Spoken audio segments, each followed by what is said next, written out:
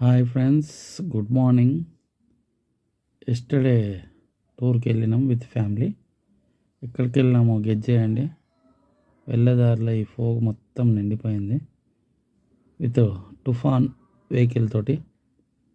ఎక్కడికి వెళ్తున్నామో మీరు గెస్ చేయండి.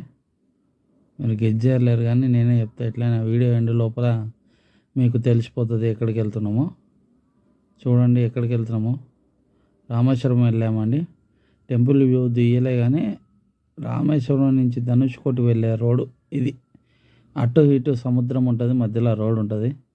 ధనుష్కోటి వెళ్ళే రోడ్ ఇది. సూపర్ ఉంటుంది వ్యూ. కొంచెం అడ్జస్ట్ కండి. బండ్లకి వెళ్ళి తీసాను.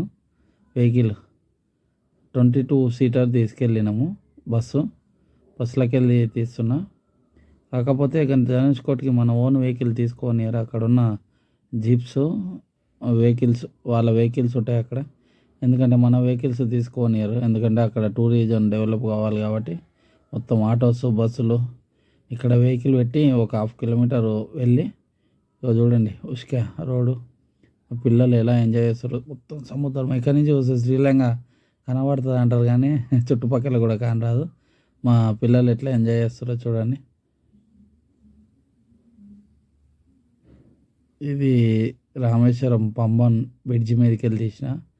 అస్సలు ఎట్లుందంటే వ్యూ. ఇక్కడ ఎండ లేదు, మొత్తం మంచు కురుస్తుంది. ఆ టైంలో తీసిన. మొత్తం షిప్ యార్డ్ అంటే ఫిషింగ్ హార్బర్ కదా, మస్తు ఉంటుంది. ఇంకోటి రామేశ్వరం కొత్త బ్రిడ్జి కడుతుర్రు. పాత బ్రిడ్జి మీదకి వెళ్ళి పోవచ్చు కానీ కొత్తది రైల్వే ట్రాక్ వేస్తారు. ముందు జాగ్రత్తగా పంబన్ బ్రిడ్జి. ఇది ట్రైను పెద్ద షిప్ వచ్చినప్పుడు లేస్తుంటుంది. దానికి తగ్గ అరేంజ్మెంట్ చేస్తారు. సూపర్ ఉంటుంది. ఆ బ్రిడ్జి మీదకి వెళ్ళి తీస్తుంటే రామేశ్వరం బ్రిడ్జి మీదకి వెళ్ళి రైల్వే ట్రాక్ అంతా కొత్తదే చేసేస్తారు. మంచిగా ఉంది.